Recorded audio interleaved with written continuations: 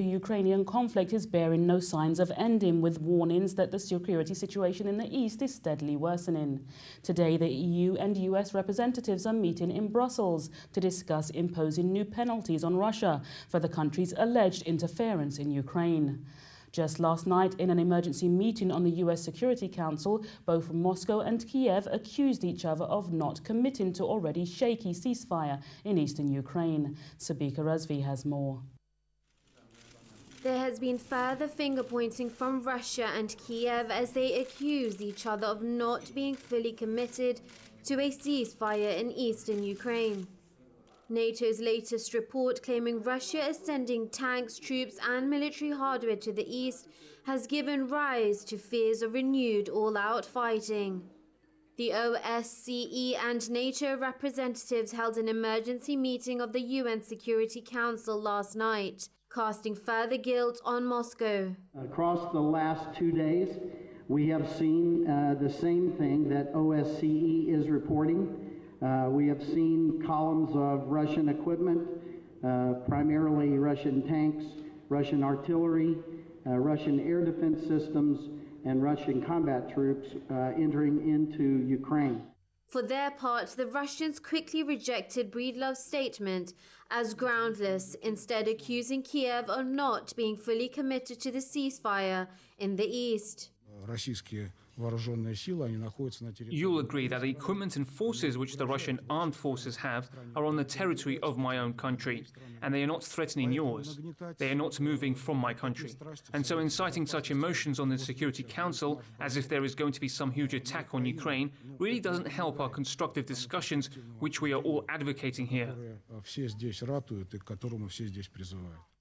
However, this has not dampened Kiev's combat mood. We observe and know about the reinforcement of terrorist groups and from the side of the Russian Federation. But we closely follow their movements, we know their locations, and we expect unexpected action from them. How to react to their unexpected actions? I see it as the main task to prepare for military actions. The rhetoric comes amid the most intense fighting since the weekend, which saw several hours of heavy artillery fire in Donetsk on Wednesday. Ukraine's military said 1 soldier had been killed and 5 wounded, as its positions came under repeated shelling around the region over the past 24 hours. And as fears of a return to an all-out conflict grow, Kiev's Western allies have once again called for an increase in pressure on the country they deem as the aggressor. EU and US representatives are meeting today in Brussels to discuss the possibility of slapping more sanctions on Russia. And as all sides play the blame game for those on the ground, they fear that a conflict that's already ripped their homes and lives apart may be here to stay. Joining us from the US via Skype is author and political analyst WAYNE MADSEN. WAYNE, thank you for joining us today. Now, all sides, although pointing the finger of blame at each other, admit that there are increased concerns for an all-out war.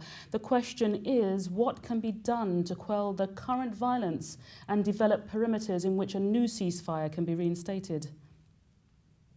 Well, we hear, I think, too much about Russia sending in troops, paramilitary forces in Ukraine. We don't hear anything about the Ukrainian government supporting these neo-Nazi battalions, many of which are funded by the tycoon billionaire Ihor Kolomoisky. And as long as these neo-Nazi gangs, armed gangs, are heading into eastern Ukraine to commit massacres against the Russian-speaking people there, we're not going to see any sort of quick resolution of this conflict, because it's a one-way street for the United States and the EU. They talk about the eastern Ukrainian secessionists, but they don't talk about these neo-Nazis. And we also know that Chechens are also fighting on behalf of the Ukrainian government in eastern Ukraine. We know that, as you've mentioned, these Ukrainian elements are not something that appear to be on the media radar. They're very much focusing on Russia and Russia being to blame. Now, NATO has confirmed that over the past 2 days it's seen columns of Russian armour, artillery and combat troops entering Ukraine, something that Russia denies. Is this likely to lead to escalated interventions by NATO? Well, I would take with a huge grain of salt anything that comes out of NATO. NATO is looking for a reason to exist where it should have ceased to exist after the Warsaw Pact collapsed, after the end of the Soviet bloc and the fall of the Berlin Wall. But even if those reports are true, again, we hear nothing about Polish armored divisions moving into Ukraine from Polish territory. Now, Poland's a member of NATO, so there are provocations on both sides. If in fact it's true that any kind of Russian armor has gone into eastern Ukraine, there's also proof that NATO armor has crossed the border into western Ukraine. The unfortunate thing, Wayne, is regardless of whether it's true or not, the fact that NATO is painting a picture of Russia being the ones causing the trouble, it's likely that they will, force NATO to move in some way. Do you think this is likely to happen, or will they just stand back for now?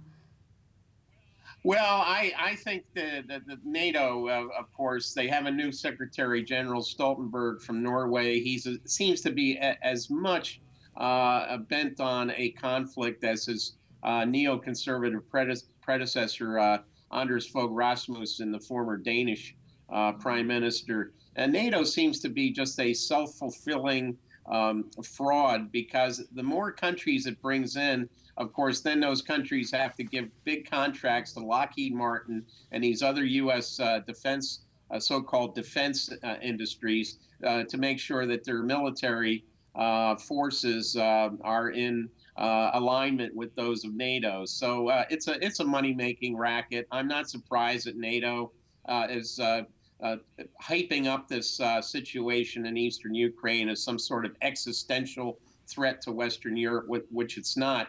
By the way, not all NATO countries are supporting this provocation. Hungary is not supporting what NATO is doing. It's a member of the alliance, and now certain Hungarian government ministers have been sanctioned, just like Russian government ministers, by the U.S. Treasury Department, assets being frozen, visas to the U.S. being banned. So if that's what we're doing to a fellow NATO ally, you can imagine what NATO and its friends in the Pentagon have in store for future sanctions on Russia. In regards to what the Russian Defense Minister Sergei Shoigu has done recently in sending long-range aircrafts to patrol the Arctic Ocean and Caribbean and the Gulf of Mexico. Now, we know that these are international waters, but should this be a cause of concern?